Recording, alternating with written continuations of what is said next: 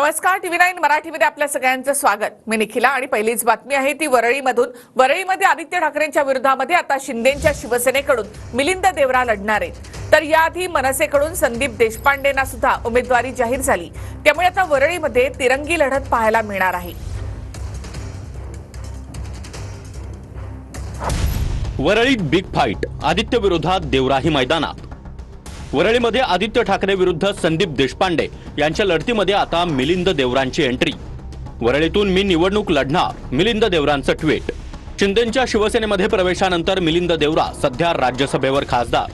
मनसेकडून संदीप देशपांडेंना उमेदवारी मिळाल्यानंतर वरळी आधीच चर्चेत. आदित्य ठाकरे 2019 मध्ये 67,000 मतांनी वरळीतून विजयी झाले होते. लोकसभेत महाविकास आघाडीला वरळीमधून फक्त 6,715 मतांचा लीड मिळाला.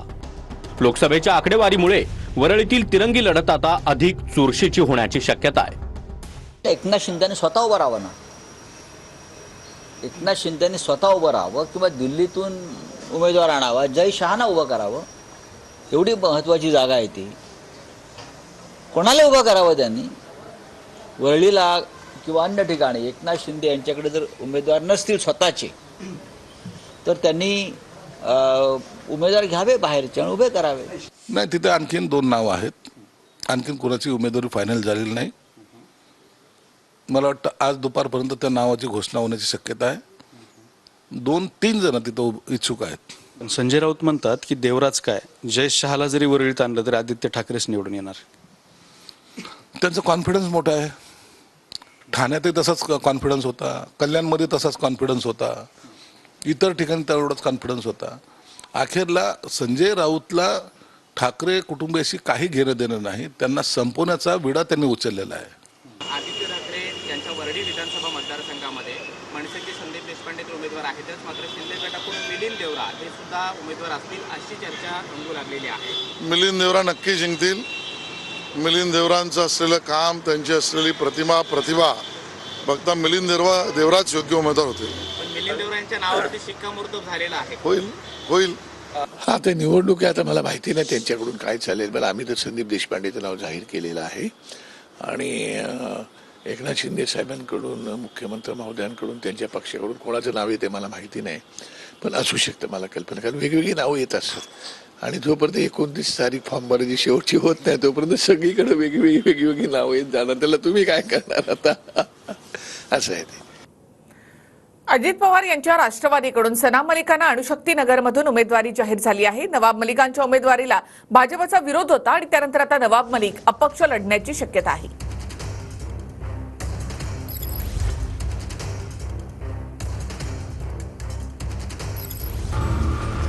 अजितदादांच्या राष्ट्रवादीकडून अणुशक्ती नगरमधून सना मलिकांना उमेदवारी जाहीर झाली आहे.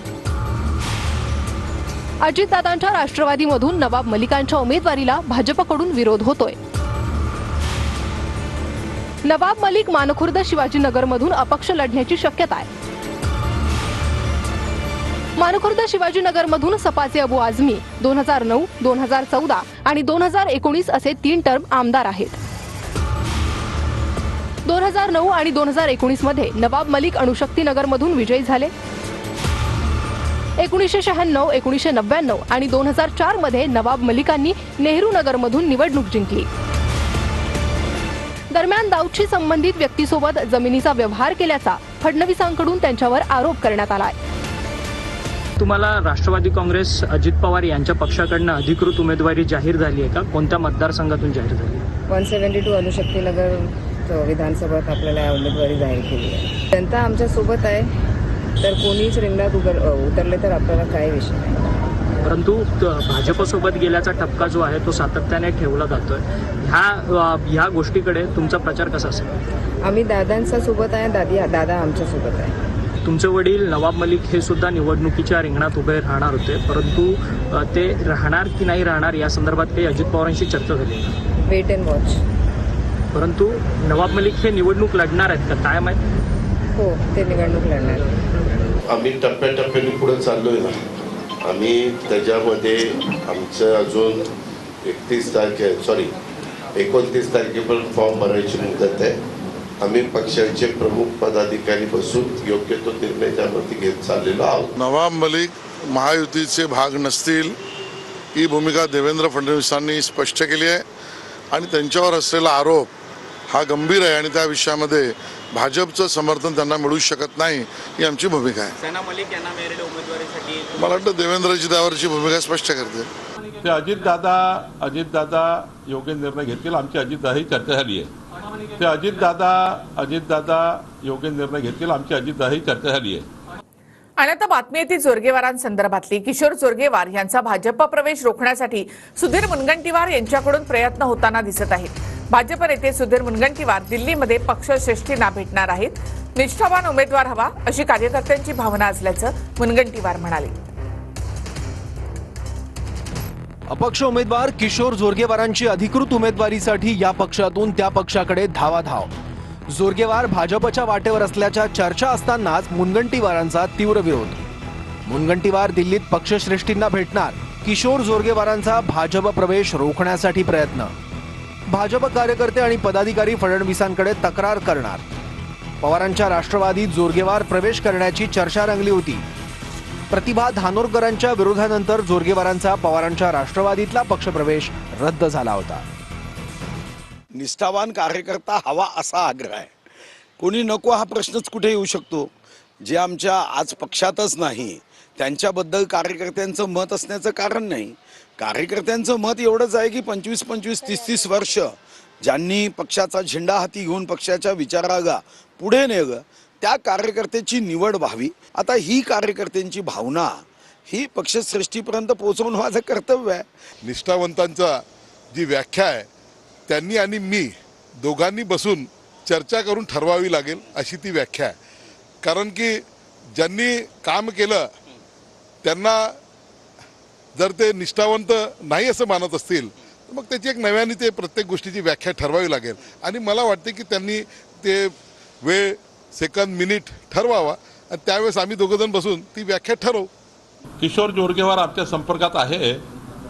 माननीय सुधीर भाऊ बोलणार आहेत आणि आम्ही समन्वय करून किशोर जोरगेवारचे हे सुधीर भाऊच्या समन्वयाने सुधीर भाऊ चर्चा करून त्यांच्याबद्दलचा योग्य निर्णय होईल. पण ते आमच्या संपर्कात आहे. तर जोरगेवारांच्या उमेदवारीला विरोध करत नागपूरमध्ये फडणवीसांना कार्यकर्ते भेटले. चंद्रपूरमधून हे आक्रमक कार्यकर्ते नागपूरमध्ये फडणवीसांच्या भेटीसाठी आले होते.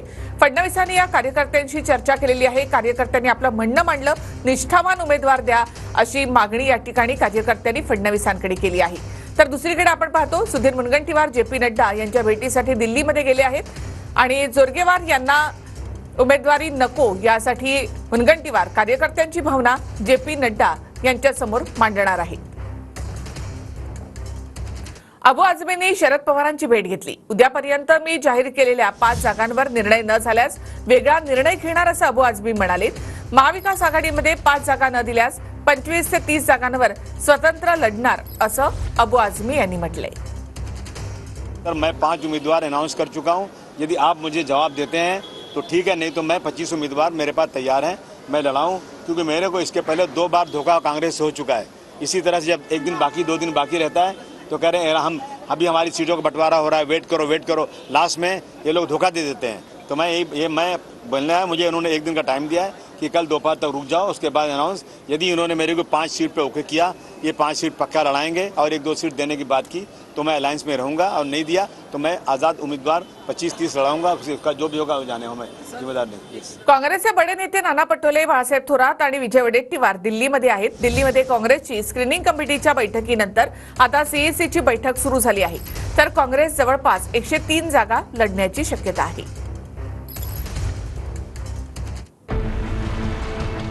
महाविकास आघाडीचं जागा वाटप कुठपर्यंत आलं? काँग्रेसचे बडे नेते नाना पटोले, बाळासाहेब थोरात आणि वडेट्टीवार दिल्लीत. स्क्रीनिंग कमिटीच्या बैठकीनंतर आता CECची बैठक. स्क्रीनिंग कमिटीच्या बैठकीत 55 जागांवर चर्चा झाली. नाना पटोले यांचं वक्तव्य. जवळजवळ काही निर्णय होतील. आता CEC मध्ये सगळ्या हायकमांडच्या समोर सगळ्या चर्चा जातील आणि त्या ठिकाणी हायकमांड काय निर्णय घेईल त्यावेळेस प्रमुख भूमिका त्या ठिकाणी स्पष्ट होईल. आज आता 50 जागेवर पुन्हा जवळपास 55 जागेवर आज पुन्हा चर्चा झाली. काँग्रेस जवळपास 103 जागा लढण्याची शक्यता. ठाकरेंच्या शिवसेनेकडून आतापर्यंत 65 उमेदवार जाहीर. पवारांची राष्ट्रवादी 85 जागांवर लढणार. 45 नावांची यादी जाहीर. काँग्रेसकडून पहिल्या यादीत 48 उमेदवारांची घोषणा. महाविकास आघाडीकडून आतापर्यंत 158 उमेदवारांची घोषणा. उर्वरित 130 जागा बाकी. तुम्ही 65 ची यादी जाहीर केली, त्याच्यानंतर सुद्धा काही ठिकाणी बदल अपेक्षित आहे. नाही, याच्यामध्ये जरा आम्ही आमच्या भाषेत वृत्तपत्राच्या एडिट करणं म्हणतो आम्ही, ते थोडंसं एडिटिंग होऊ शकतं. नावात होऊ शकतं किंवा जागात होऊ शकतं. काँग्रेस, आम्ही, राष्ट्रवादी ह्यांच्यामध्ये एखाद दुसऱ्या जागेवर पुन्हा चर्चा होऊ शकते. भी जो 5 में 40 सीट पे CSC अपने स्क्रीनिंग कमेटी में चर्चा होगी और शाम को जो CSC है उसमें बहुत सारी हाईकमांड के सामने में डिस्कशन होगा और उसमें बहुत सारे जो चेंजेस है उसमें आपको देखने मिलेंगे. अभी ये समय में उस चेंजेस के बारे में बता नहीं सकते. सगळ्याच गोष्टी मनासारख्या सर्व पक्षांची होत नाही. शेती 10 एकर आहे आणि 2 भाऊ होते, तर 5-5 एकर ती मिळत होती. आता 3 भाऊ असल्यामुळे एखाद्याला 4 एकर जाणार आणि दोघांना 3-3 एकर येईल, पण 1 एकर वाटणी कमीच होईल. त्यामुळे जाणार की काँग्रेसला 3 एकर येणार असं आहे. मेरिटनुसार जे दिसतंय तो 4 एकरवाला कोण आहे आज संध्याकाळी कळेल. 277 जागांवर महायुतीचा निर्णय झाल्याची माहिती अजित पवार यांनी दिली. तर उरलेल्या 11 जागांवर आज निर्णय होणार असल्याचं अजित पवार म्हणाले आहेत. मध्ये मी आपल्याला काय सांगतोय, 288 पैकी 279 जागांच्या संदर्भामध्ये त्या नाही 278 नाही 277 जागांच्या संदर्भात कुणी कुठल्या जागा लढवायच्या ते सगळं चित्र स्पष्ट झालं. 11 जागांच्या बद्दल आज निर्णय होईल. राहुल गांधी परदेशामध्ये आरक्षण विरोधी भूमिका मांडतात आणि पटोले समर्थन करतात अशी टीका फडणवीसांनी केली. तर स्वतःवरील कलंक पुसण्यासाठी भाजपचा हा निवडणूक काळातील प्रयत्न असल्याचं म्हणत फडणवीसांच्या आरोपांवर पटोलेंनी पलटवार केलाय. मला असं वाटतं की नाना पटोले हे कट्टर राहुल गांधी भक्त आहेत. राजीवजींनी पण हीच भूमिका ठेवली आणि तीच आरक्षण विरोधी भूमिका परदेशात जाऊन राहुल गांधी मांडतात आणि त्याचंच समर्थन त्यांचे नेते नाना पटोले करतात. हे अत्यंत दुर्दैवी आहे. फडणवीसांना किती समजतं मला माहिती नाही. राहुलजींनी बोलले, त्याला काटकूट करून त्यांनी ज्या पद्धतीने राहुलजीला बदनाम करण्याचं काम केलेलं होतं ते उघडे पडले. काँग्रेसनी संविधानाला ताकद दिली. मला एक कळत नाही, ते स्वतः अभिमन्यू कसे होऊ शकतात हा एक प्रश्न आहे. स्वतःच त्यांनी चक्रव्यूह रचून गेल्या 2014 ते 19 आणि आता 2.5 वर्षात ज्या पद्धतीनं निर्दोष लोकांना खोट्या कायद्यामध्ये फसवलं हे तर पूर्ण महाराष्ट्राने पाहिलेलं आहे. खरं तर दुसऱ्यांना फसवणं, खोट्या याच्यामध्ये फसवणं ते शकुनीच्या रोलमध्ये होते, ते अभिमन्यू होऊ शकत नाही. नाना पटोले म्हणाले की फडणवीस अभिमन्यू नाही, शकुनी आहे. असं आहे की नाना पटोले माझे मित्र आहेत, नाहीतर त्या कुठल्या सर्कसमधल्या मी सांगितलं असतं. असं आहे की नाना पटोले माझे मित्र आहेत, नाहीतर त्या कुठल्या सर्कसमधल्या मी सांगितलं असतं. सांगलीतील मिरजची जागा लढवण्यावर काँग्रेस ठाम असल्याची माहिती सूत्रांकडून मिळते. महाविकास आघाडीच्या जागा वाटपात मिरजची जागा ठाकरे गटाच्या वाट्याला येणार अशी माहिती सूत्रांकडून मिळत आहे. काहीही करा, जागा ताब्यात घ्या, काँग्रेस नेत्यांची ही भूमिका असल्याची माहिती सूत्रांकडून मिळते. जागा सुटली नाही तर लोकसभेसारखा सांगली पॅटर्न राबवू अशी ही माहिती सूत्रांकडून मिळत आहे.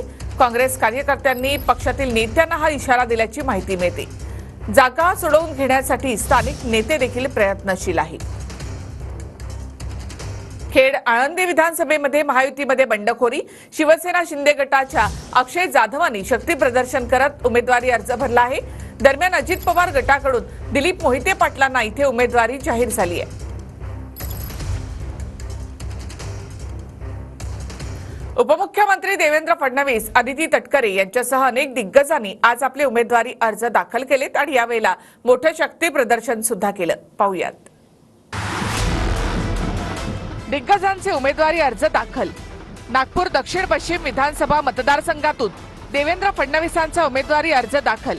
नितीन गडकरी आणि बावनकुळे यांच्या उपस्थितीमध्ये उमेदवारी अर्ज दाखल केला.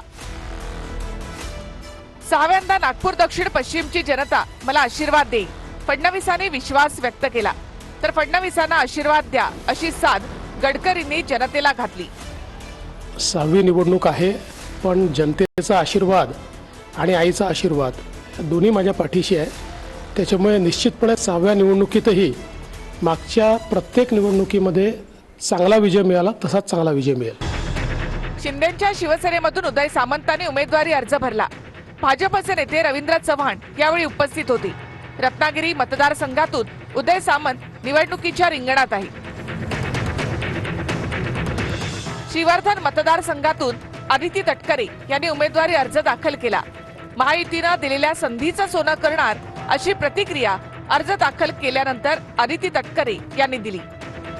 समोर कोण उमेदवार आहे यापेक्षा जास्ती आज आपल्या पक्षाने आणि महायुतीने जी आपल्याला संधी दिलेली आहे त्या संधीचं खरं तर सोनं करून अधिकाधिक मतदार बंधू भगिनींपर्यंत पोहोचणं यासाठी प्रयत्न करणार आहोत. शिवडीमधून बाळा नांदगावकर यांनी उमेदवारी अर्ज दाखल केला. बाळा नांदगावकर यांचा अर्ज भरताना राज ठाकरे यांची उपस्थिती. हिरामण खोसकर. आणि आता पाहूयात विधानसभेचे वारे, महत्वाच्या बातम्या.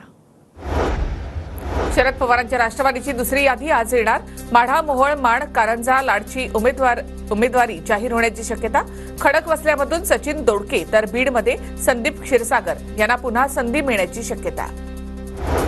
आज रात्री शिंदेच्या शिवसेनेची दुसरी यादी जाहीर होणार. रात्री 10 नंतर दुसरी यादी जाहीर होण्याची शक्यता. शिंदे गट 80 जागांवर लढणार असल्याची माहिती. माजी आमदार बाबाजानी दुराणी अपक्ष निवडणूक लढणार. 29 ऑक्टोबरला शक्ती प्रदर्शन करत उमेदवारी अर्ज भरणार. पाथरीची जागा काँग्रेसकडे गेल्यामुळे बाबाजानी दुराणी यांचा निर्णय. वांद्रे पूर्वचे विद्यमान आमदार जिशान सिद्दीकींचा अजित पवार गटामध्ये प्रवेश. दादा गटाकडून जिशान सिद्दीकींना वांद्रे पूर्व विधानसभेतून उमेदवारी. भायखळ्यामधून यामिनी जाधव यांच्या विरोधात उमेदवारी जाहीर. ठाकरे गटाकडून मनोज जामसुदकर यांना उमेदवारी जाहीर.